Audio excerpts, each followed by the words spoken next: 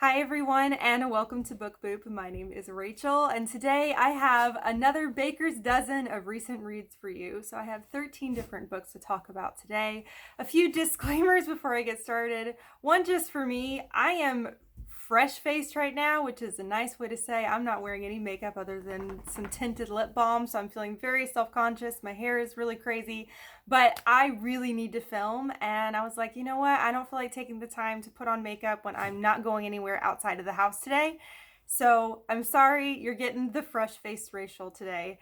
Also, out of all of these books, several of these are ones I read quite a while ago, as in like a month or two ago. And so I even struggle not only to remember what I thought about the books, but also what the books were even about on some of them. So I'm going to do my absolute best, but these reviews are going to be pretty short and sweet, which I'm sure you would prefer anyways. Another thing, I have not gotten to film very much lately because I've been very busy. I've been visiting family, either traveling to visit family or family coming to visit me and my family. So it's been exhausting and busy, great, but busy. And I'm honestly very tired and feeling a little bit overwhelmed because I haven't taken time to just chill. I had way too much on my to-do list today, including filming this video. I also have my doggo up here with me and he may make some noise, so I don't know. We'll see. After saying all that, you know what? Let's go ahead and jump in. I'll go ahead and start with some books that I read either on my Kindle or I borrowed from the library. So I will show a picture for you. I don't have them physically. So these first two books I'm just going to talk about together, and they are books 6 and 7, I believe, or 5 and 6. I think 6 and 7 of the Keeper of the Lost Cities series. So book 6 is Nightfall. And I'll go ahead and pull up the cover for book 7, which is called Flashback. So I honestly, these books are starting to blur together. I've been reading one a month for quite a while. I'm taking a little bit of a break from these at the moment just to give myself a break and focus completely on my favorite season, which is spooky season. So I'm focusing on spooky books right now instead of this particular series, but I'm really enjoying it still. Let me look at my notes here and see what I thought. So Nightfall, I gave 4 stars. Flashback here, I gave 4.25. There's so much stuff that happens in this series constantly that it's starting to, I'm feeling a little desensitized to all of the reveals and all the things happening because there's always so much movement in this series, but I'm still really enjoying it. I did like Flashback a lot because this particular book slowed down a little bit. The majority of the book kind of stayed within one location and kind of one main theme. So it was a little bit easier to track with and I had a little bit more enjoyment with them, but I really enjoyed them a lot. To be perfectly honest, Nightfall, book 6, the other one, I don't really remember a whole lot about it. The covers help me. I look at the cover and I go, okay, I remember that scene from that book, so at least that helps me remember. But I'm enjoying the series still, but at this point, I'm so far in the series, I feel like I can't talk about the books because it would be super spoilery, but I'm still really enjoying the series. So highly recommend if you want something that's fun and lighthearted in a way, Harry Potter vibes, middle grade, magical creatures, that kind of thing. If you're into that, then I highly recommend that series. I'm not going to talk about what the series is about because I've said it so many times. I feel like I am just repeating myself over and over and over. All right. This is what was one of my most anticipated releases for this year. And boy, howdy, this one hasn't gone well for pretty much anybody. It's been all over BookTube, and that is Hide by Kiersten White. I was so excited about this book, you guys. So this story is, I think it's supposed to be an adult thriller. I'm pretty positive. But we're following this girl who has decided to enter this hide and seek contest in this old abandoned theme park. And there's a lot of people have signed up for this contest, and you're supposed to hide in this theme park and not be found for a whole week. If you are the last one to be found and aren't found, then you win a substantial amount of prize money. And because of some experiences our particular protagonist has been through in her life, she feels like she could win this. And so she ends up going and hiding in this park for this contest. And then some of the contestants start to disappear and things get really ominous. So this sounds, to me, I thought this sounded amazing. I was so excited. I love the setting of an abandoned theme park, just rusted, creepy looking theme park rides and statues, and it sounded amazing, and I was so excited about this. But you guys, it wasn't good. I haven't heard of anybody that's enjoyed this book. Everyone's been disappointed with it, and it breaks my heart because it's such a cool concept.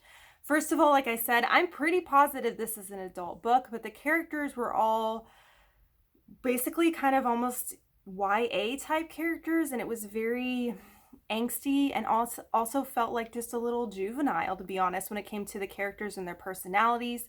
It wasn't as terrifying as I thought it would be. I was hoping it was going to be more focused on the horror of it, and it just didn't feel as scary as I feel like it should have been. There wasn't enough description of the theme park itself and enough focus on the theme park itself. The ending was kind of meh. It was just overall kind of blah. I did give this 3 stars, which I think is very generous. The more I think about it, I kind of want to move it down to a 2, especially with the more people that have been reviewing it and more reviews I've heard. I'm like, oh yeah, that wasn't as good as I was thinking. I feel like I was very generous in my rating of it, but I gave it 3 stars. I think it's more of a 2, to be honest. I don't recommend it. Such a cool concept, but it didn't do well. So that's really, really sad. Okay, let's look at the next book. Okay, this was one that I feel like is a booktube darling. A lot of people have talked about. It's a little bit outside my wheelhouse, and that is Klara and the Sun by Kazuo Ishiguro. I apologize if I butchered that name. This is a translated work from Japanese, I believe. I apologize also if I'm wrong about that. I'm pretty sure it's translated from Japanese. This is about a android who is being sold from the store. It starts with her being in the store and being in the window display, and people will buy these androids to be companions, specifically usually for children. And Klara really wants to be purchased. She really, really wants to go to a home, and then she ends up going to a home, and she ends up getting to know the girl that she's supposed to be a companion to, and she starts to learn more and more about humans and their emotions and just how things work in our minds and everything. And it's a very slow burn story for sure. There was a specific point in the story that really shocked me and I felt honestly uncomfortable with. I don't want to say what it is because it's a huge spoiler, but this one was interesting. I can't decide if I enjoyed it or not. It was very different from anything else I've ever read. It has a little bit of that sci-fi element to it, that kind of futuristic style sci-fi of having this robot with this artificial intelligence and it being capable of so many things. To me, that's a little bit creepy. It kind of makes me think of like this Terminator type thing, but not in that sense. But it was fascinating. I didn't love it though. I think I gave it 3 stars. Let me see, 3.5. I gave it 3.5 stars. It was awfully slow, but I went into it knowing that. I felt like it was a little bit long, to be perfectly honest, a little bit monotonous. And I haven't read that many translated works, and sometimes the translation felt a little bit clunky to me, which is fine. It's just not something I was used to. That may be how a lot of translated works are. I'm not sure. But it just felt a little clunky and disjointed in the translation, and sometimes the grammar felt a little off. But overall, I thought it was a really interesting piece of art. This felt like a piece of artwork to me. Very poignant, very descriptive, a beautiful story. I'm just not sure if I loved it. So 3.5, I do recommend. Wasn't one of my favorites though. All right, let's go on to the next one. Oh, this is gonna be fun. This is a fun one. This one's called Eat Your Heart Out by deVos. And you guys, this one was a good time. All right, so we're following this girl, our main protagonist here. I apologize, I always say girl, guy, because I can't remember any character names for the life of me. We're following this girl, and she is a bit overweight. She is fine with that though, but her stepmom, I can't remember, sends her to sends her to a fat camp that takes place over the winter holidays. And she doesn't really want to go to this fat camp, but she's going anyways, whatever.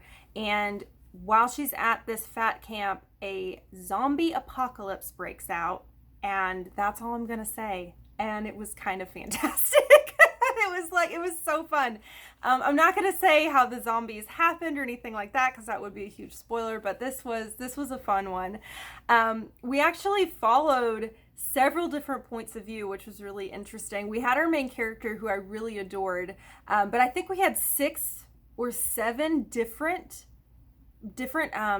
POVs, and we kept switching off on these different point of views for every single chapter, which I have to be honest did get confusing sometimes, because every once in a while I was like, okay, whose point of view are we in again?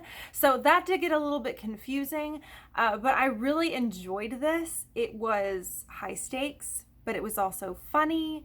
It was heavy hitting as well, obviously really focused on society's view on body image and our own body image and being comfortable in our own skin. And there was a lot of really great messages in this particular book. It was a good time. I had a good time with it. I thought it was really fun, and I recommend it. This one would actually be really great for spooky season. I gave this one 4 stars. It was great. I mean, you can't beat zombies at a fat camp. I mean, it can't get any better than that. Am I right? I'm so weird. I'm slap happy right now. Okay, let's talk about a couple books that I kind of have a little bit of an issue with now, and I'll explain why. So, let's see, which one of these comes first? I read both of the Skyward novellas by Brandon Sanderson, the first one being Sunreach. This one takes place between books 2 and 3 in the Skyward series, which is a YA sci-fi series that is sort of like this futuristic thing of humans having to fight for their lives against different alien civilizations. And this one was pretty good. I didn't love it, and it's a novella, so it's not that long. We're focusing on a lot of the pilots from the first book, which was really nice, because the second book in the series, we kind of don't get to be around a lot of those characters, so it was nice to be around a lot of characters from the first book, so that was fun. It just sort of lets you know what's going on with those characters while our other main character is somewhere else in the second book. So this basically takes place during the second book, if that makes sense. So it was interesting in that respect, but I was starting to lose interest in this series. I loved the first book, Skyward, a lot. And then, oh my goodness, I'm blanking on the name of the second book. The second book I didn't like as much. It was still good, but it went in such a different direction than the first book that it was just eh. And so I didn't feel as much investment in this as I would have liked. So I did read Sunreach, and I gave that one 3.5 stars. And then I immediately went and read ReDawn. Picture's a little bit warped. This one still follows those characters we were reading in Sunreach, but we're also following an alien character that interacts with those characters. Still stuff happening within book 2. Anyways, this one I liked a little bit more.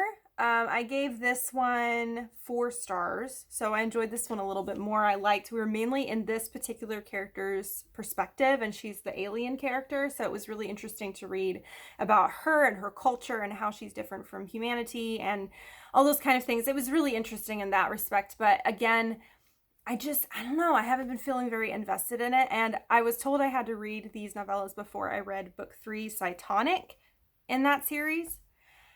And a little bit of a spoiler, not spoiler for the books, but just spoiler for future wrap-ups, but I ended up DNFing Cytonic. I decided to stop reading it. I got about 25% in, and I just realized I didn't care. I was bored, and I just didn't care anymore. And that makes me sad, because I took the time to read these novellas to prepare to read Cytonic, and I DNF'd it, and I don't plan on going back to it. I just don't care. And it makes me sad, because the first book, Skyward, is so good. It's so good. And then the rest of them were just... So I wasted my time reading these novellas, I feel like. And that makes me sad. But they were relatively enjoyable. If you really like the series, then go for it. Read those novellas. And I do recommend reading those novellas before you read Cytonic, because it is very helpful in knowing what on earth is going on with all the different characters in the entire story. So I do recommend you read those before you read Cytonic. But I'm giving up on the series. So I apologize about that. Okay, let's move on to something a little bit more fun, shall we? I don't want to think about that series right now. Okay, so I read This Poison Heart by Kalynn Bayron, and this one was a good time. I enjoyed it quite a bit, more than I thought I would. So our main protagonist here, she has the ability to work with nature, and she has like this magical ability that she can have a seed and immediately she could have a seed of a tree and immediately just make the tree grow, and she can just make things flourish. She can make plants who are pretty much dead, bring them back to life.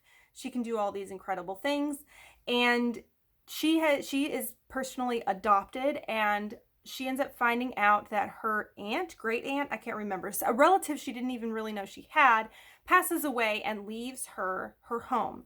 And so her and her mothers decide to go and look at this house, and they go there, and when they go there, they find this garden that is a poison garden. It's full of a bunch of plants that are lethal. And she ends up finding out that she can actually be around these plants and they don't harm her.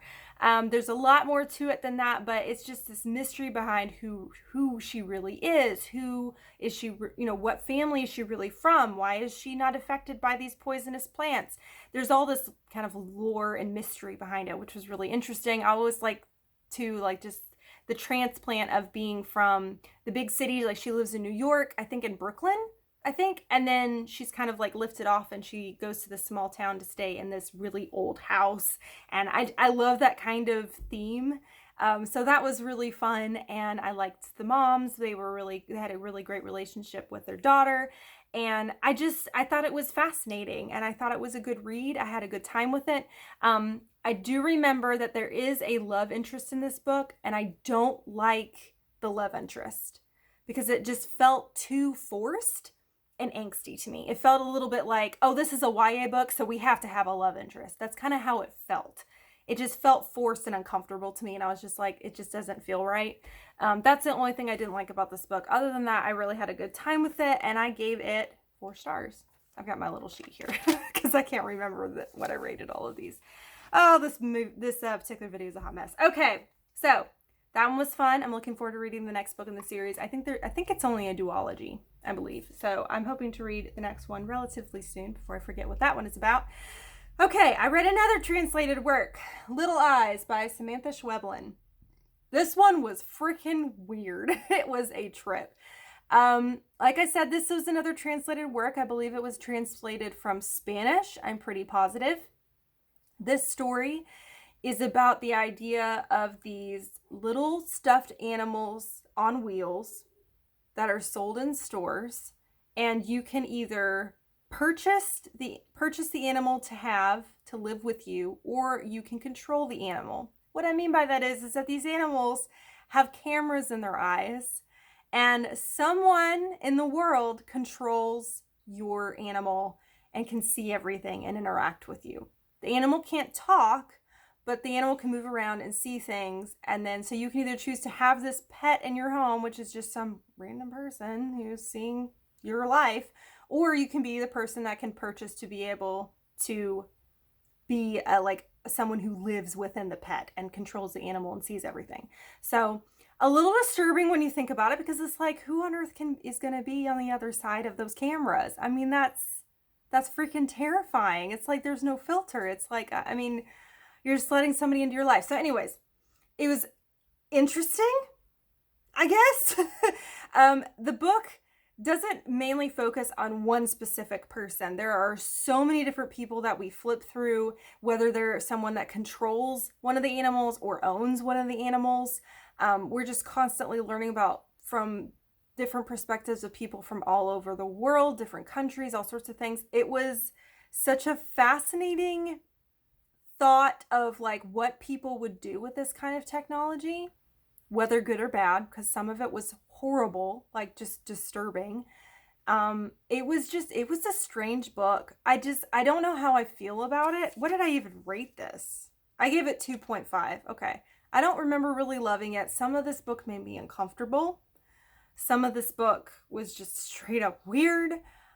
I just wasn't a huge fan of it. It was a really cool concept. I thought it was going to be more of a suspenseful type read, Instead, it was more of a character study or human behavior study. I don't know. It was weird. So I personally didn't love it. If it sounds interesting to you, go for it. But I don't think I'm going to be reading any more Samantha Schweblin stuff because I didn't really like it. And it was uncomfortable. And not in a fun way. It wasn't uncomfortable in a fun way at all. Okay. This is one I feel like I'm going to have a hard time talking about because I don't really remember what happened. And that's The Night Shift by Alex Finlay. I really enjoyed this book. I gave it 4.25 stars. So I did really like it, but I don't remember much. It's a thriller. This story, it begins with a murder that happens on New Year's of 1999, which I love the idea about that. It's just like that nice little flashback. So Y2K, all of that kind of stuff, and these teenagers are working in an ice cream shop and somebody comes and murders them horribly, and they were never caught. The person that did it was never caught.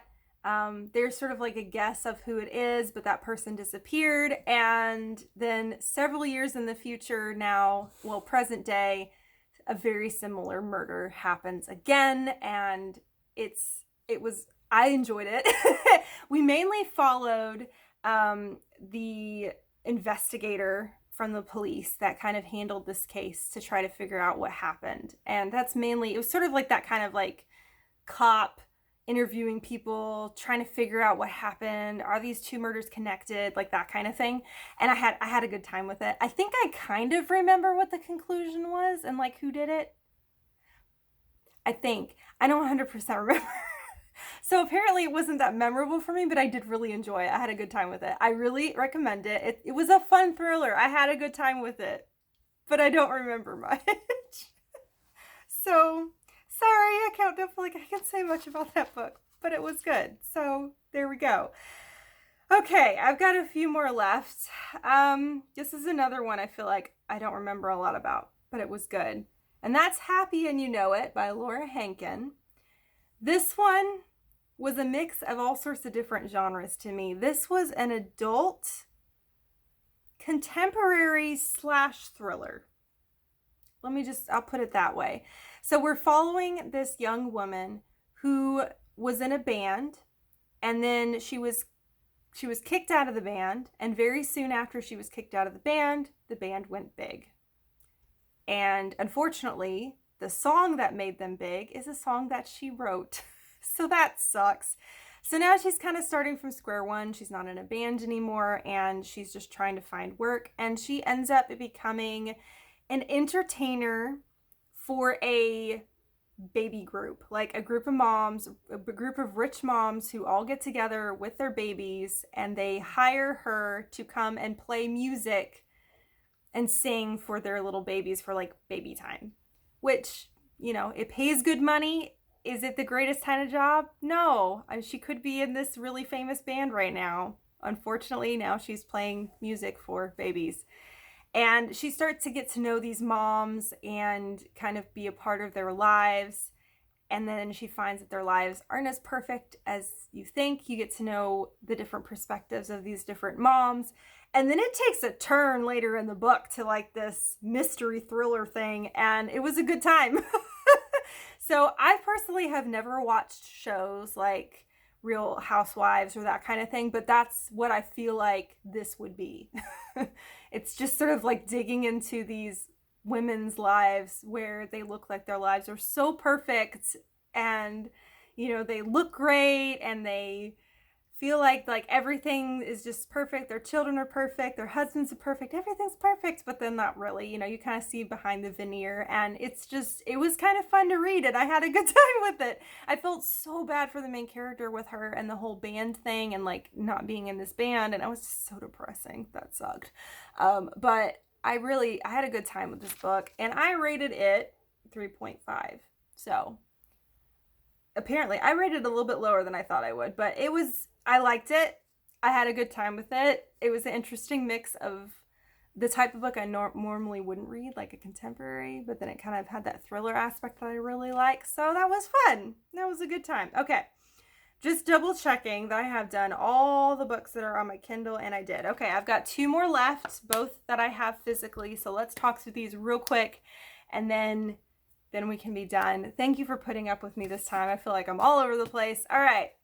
Eva Evergreen, SemiMagical Witch by Julie Abe. This is the most adorable looking cover. It looks so much like Kiki's Delivery Service, and that's because it is. This is the first book, I think a trilogy. There's a second book out, and I think there's going to be a third one. I may or may not continue on this series. I'll tell you why. Okay, so this book is very much like Kiki's Delivery Service. So we have this girl, Eva Evergreen, and she has just kind of graduated from sort of like the basic witch school. And to be able to fully pass and be able to become a full-fledged witch, she's assigned to a town, and she has to go to that town, live in that town for, is it 90 days or something? I don't know. And she's supposed to be that town's witch, and she has to make a difference in that town to be able to become a fully fledged witch and to be kind of like written on the list of witches that are like a legit thing. But her issue is her mom is this incredibly powerful witch, and she only has a little bit of magic, and usually she uses too much magic, she gets sleepy and just falls asleep, which is adorable. So she ends up getting sent to this town, and everyone thinks she's going to fail except for her mom. Her mom's like, you're going to do great. She wants to do great. She wants to be a witch so bad, just like her mom. But everybody else thinks she's going to fail. And so she goes to this little seaside town, and she is really good at fixing things. She likes to fix things to where she uses a little bit of magic, but also just a little bit of ingenuity and a little bit of her smarts to like fix things.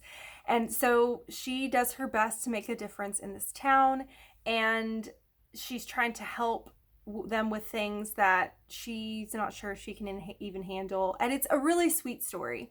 It's very slow, to be honest.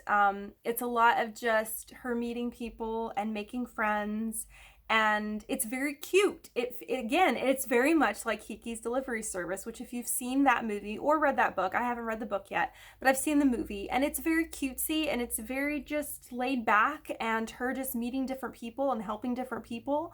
And that's what this is too. There was a little bit more of a climax toward the end of the story with some bigger things happening, but mainly it was very just laid back and chill. And she even has like this pet fire fox, and it's adorable. So if you're wanting something that's really cute and laid back, this one to me is more of a summery read, but it would work great for fall too. If you're wanting something that has a witch as a protagonist, but not something that's scary or spooky, but something that's just a little bit more laid back and cute, then I recommend this one. I believe, let's see, what did I give this one? I gave this one 3.5 stars. I didn't love it because it was a little bit slow for me, and I like things to be a little bit more on the spooky, fast-paced end. But this was cute, and I do recommend it. It was a good time. All right, last but not least, this was a book. What did I rate this? Okay, I'll remember now. This was a book I really loved, and I loved it way more than I expected to, and that is Watch Over Me by Nina LaCour. I really loved this book, mainly because it had such a great atmosphere. It was so immersive. So in this story, we're following our protagonist here. She has grown up in the foster care system, and she's about to grow out of the foster care system and has to kind of find her home or where she's going to be going. And she applies for this job at this farm that's kind of in the middle of nowhere, where if she gets a job there, she'll actually live on the farm. She will get to help with the crops and help with selling things that they make at the farm, as well as this particular family who owns the farm. They have a lot of foster kids there, and they have basically like a homeschool, their own school on the farm, and she would also be a teacher for those kids. So it's sort of like this homesteading kind of situation, and she really, really wants this job, and she ends up getting it. And when she gets there, she realizes and finds out that this farm is actually haunted. But it's haunted in a unique way. I don't want to say in what way, but she kind of has to face the ghosts of her past. And it was such a beautiful story. I really loved it a lot. I loved the story of her having to face the things that hurt her in her past. And this particular farm was so atmospheric. I felt like I was there. I just loved it. I loved it so much. I feel like I can't say too much about it because I don't want to spoil anything, and it's such a short book. So I feel like if I say too much, I'll spoil something. There was only one thing in this book that I did not like, which is probably why it wasn't a full 5 stars.